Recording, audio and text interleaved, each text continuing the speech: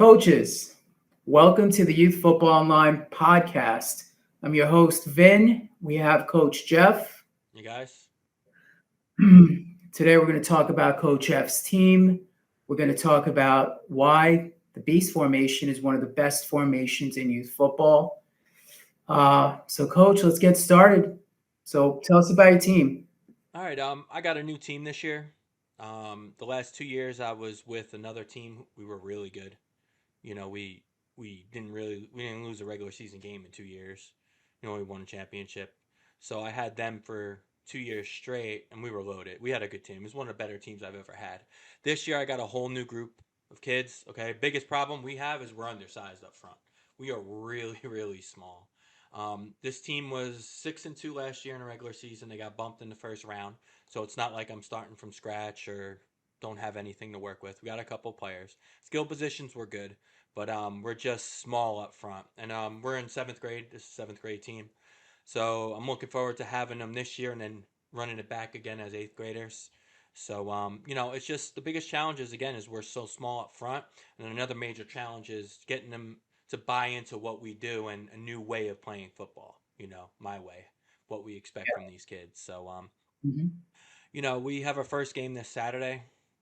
The kids are still kind of learning me, what we expect from them. We had an okay scrimmage against one of the better teams, so it was a good look for us. But yeah, we have major problems up front. We're so small, and when you're so small up front, technique is great, but it only goes so way. It only goes so far. Excuse me. These kids were like over 200 pounds. Our biggest lineman is 150, so we struggled moving them. It helped us, our beast formation look good, which we're going to talk about, and then also some of our gap run schemes we utilize help us. But when you're small up front, man, it's just tough because if you get a big kid that's aggressive, there's only so much technique can help you at the end of Jeff, the day. what age groups are you getting into? It's seventh grade, so they're Seven. they're they're 12, mostly 12-year olds. A couple Okay. young seventh graders are 11, so it's like 11 and 12-year olds.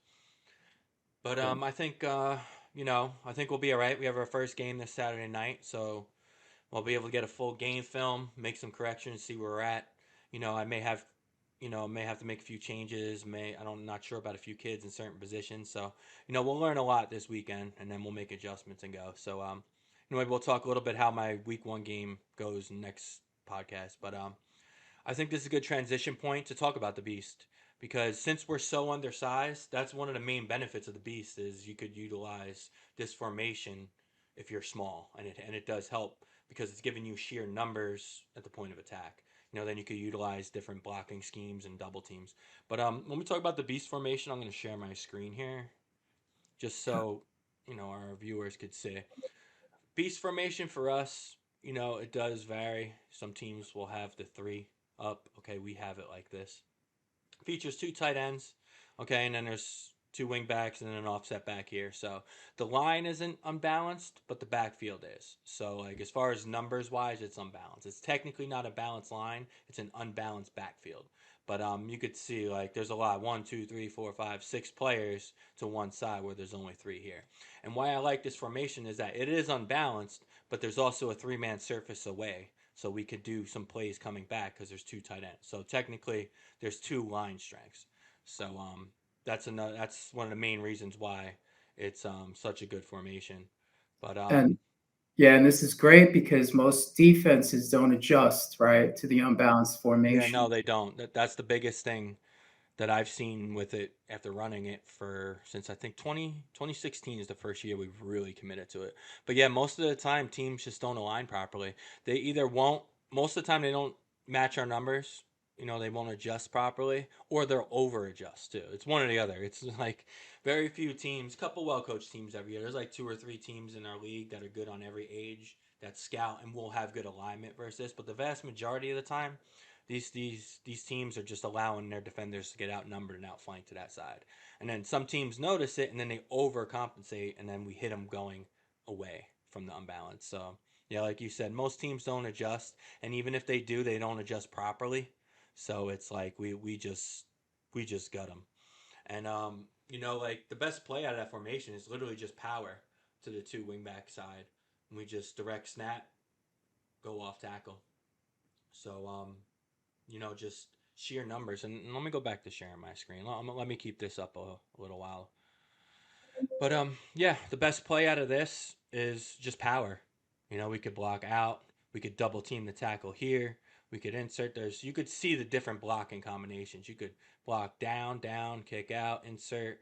You could just base block it. You could do all sorts of things out of this. You could run direct snap, sweep. Okay, so like there's a million different combinations out of this, and Mhm. you know, sorry. Now, when teams overshift, we do have the three-man surface here, so we run buck this way. We'll go 25 buck, which will catch the snap. We'll hand this way. Guard pulls, kicks down, down, pull and wrap, down, down, replace. So you could see once they overcompensate, there's a lot of plays back. And then if you want to see, we're kind of just talking about the formation in itself. If you want to see the plays we ran and how we're being multiple out of this formation, we have a really good YouTube video. It's called "Being Multiple in Our Beast Package: Beast Formation Plays." This goes through. It's 25-minute video. It's long, but there's a ton of plays, and it's pretty much what we do and how we utilize this formation. So I would highly recommend going to our YouTube channel and watching this video. It's probably one of our best videos, and it's one of our best performing videos ever too. So and just in our YouTube channel alone, there's so much different beast formation stuff. So highly recommend go check that out. But as far as the formation goes, what I like about it as well is you're eliminating the snap between the quarterback and running back, right? Mhm. So you don't have to worry about fumbles. And then when you don't have a quarterback, you're gaining an extra blocker. Your running back hands to someone and he fakes the other way. Then you're losing them. So then you're playing, and counting a ball carrier that's 11 on 9, right? So at least when you have the quarterback as a running back, you gain that extra blocker. So Yep. that's another reason why I like it. One, you get an extra blocker at the point of attack. Okay, you're eliminating the snap. You're eliminating the risk of a fumble on the handoff exchange with the running back. And it just hits faster. Catch it and go. Catch it and go. It's not take the snap, hand to the running back and go. It's catch and go, catch and go, catch and go. So that's another thing. That's very good out of the beast formation. How often do you see bad snaps in youth football at the youth level? A lot. Even with my guys, like we're a wing T team. That's what we do. Mhm. We'll run our jet, we'll run buck, we'll run trap, we'll run wedge, we'll run a play we call jet power. We're a traditional wing T team. We base everything off jet sweep. We do a lot of motion, but beast is every year too. Like I said, we're a big wing T team, but our beast stuff is usually a lot of times it's our best stuff. So, but to answer your question, we do fumble. Some even my team, like just learning how to take snap. Kids are gonna be kids. You're gonna have at least one bad snap exchange, no matter how much you practice it. And let me tell you, we practice our snaps before, during, and after practice. All of our Mhm. centers and quarterbacks. Okay, and that with that being said, we still even fumble sometimes. Not a lot because we do practice it, but so many teams you just waste plays on crappy handoffs and center snaps, or if you get a good nose guard that's disrupting the center and it's knocking, the quarterback's not getting it clean. So it happens a lot. You have a lot of fumbled snaps, but How long does it take to install this offense? oh, that's the another major benefit. Very very quickly. Okay, we Yeah. basically run our buck blocking scheme and our base blocking scheme, which is inside over free. So all our linemen and our tight ends included, their blocking rules are inside. If there's no one in their inside gap, they block over. If there's no one inside, no one over, free means they go down to line. They're free to go get a linebacker. And then on buck, we block gap down back or we pull guard. So we're only running two blocking schemes, so Mhm. that cuts a lot of time off. And those blocking schemes are already implemented with our wing T. It's the first stuff we install. So it's basically just taking those run blocking schemes and then implementing it, running it out of this formation. But however you want to block it, it's very easy.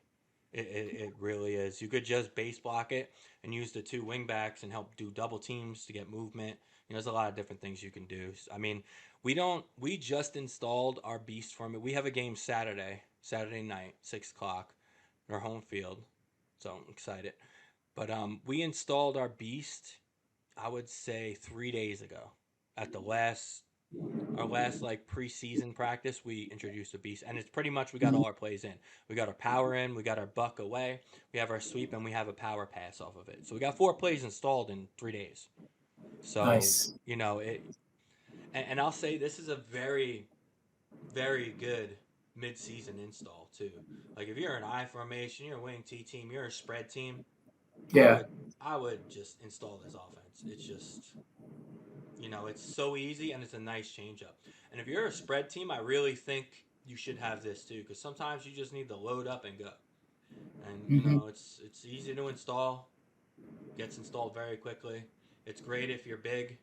It's great if you have small linemen. It's just like it is probably the best formation in football, and it's not utilized as much. Not a lot of coaches utilize it, so that's an advantage for you too. It's not utilized, so coaches aren't going to be familiar with it. They're not going to run it on you, and you'll be happy about that because a good beast team is tough to stop. But you know, no one runs it a lot, so that's an advantage for you. They won't know how to defend it. So yeah. And like I said, we have a ton of resources on our website about the Beast, so definitely check out youthfootballonline.com. Just use the search feature, type in Beast Offense. You could email me directly, youthfootballonline@gmail, if you have any questions. We have a Beast Formation playbook that's probably one of our top sellers. Has a bunch of good reviews. Go check out the reviews. We have a ton of game film on our YouTube channel. Free stuff too. Free YouTube videos about and game film of us, my team's running it. So there's a lot of resources on our website, free and stuff you could buy. So Yeah. we're like the ultimate website for the Beast Formation. So Absolutely. definitely check us out. Yeah. But yeah, I mean, I think that'll cover it for the Beast. What about the NFL? We got the NFL coming up, right? Going tomorrow. Yeah, wow. What do you The like? Chiefs and Lions, right? Chiefs and Lions. I mean, I like my fantasy team. I'm gonna be rooting for those players because I'm a Giant fan. You're a Giant fan too. Yeah. We're both Giant fans. So I honestly could care less. So I'm kind of rooting for my fantasy. But to answer your question, I think the Chiefs are gonna win. Defending champs are gonna win. I I mean, don't you know. can't bet against the Chiefs, right? Man, But Mahomes, man. they do have a group of young receivers, right? Mm-hmm. We got Sky Moore, we got Rice, we got a lot of kids that are pretty young. So we'll see we'll see what happens. Yeah, I mean it's exciting for me. I mean the NFL starts tomorrow. We got NFL Sunday. I have my game on Saturday, my first game. I know we start late. Our league, we're not affiliated with any major league like AYF or Pop Warner. We're our own local league in New Jersey. So we Hmm. start our first practice is like August 13th or 15th, whatever it was. So like we're like people are 2-3 games into it. We're just playing our first one this weekend. So we're a little behind. But it's exciting for us. Like I said, I got my team playing in the NFL and fantasy football, Yeah, man. FanDuel, all that stuff, It's gonna be a fun weekend. Yeah, it sure is. It'll be much more fun if we win, too. And Yeah, that's I'll true. update you guys and see if the Yeah. Beast Formation could really help us with how small we are, which I think it will. Not my first rodeo with small teams. All right, guys. So we're gonna catch you next time.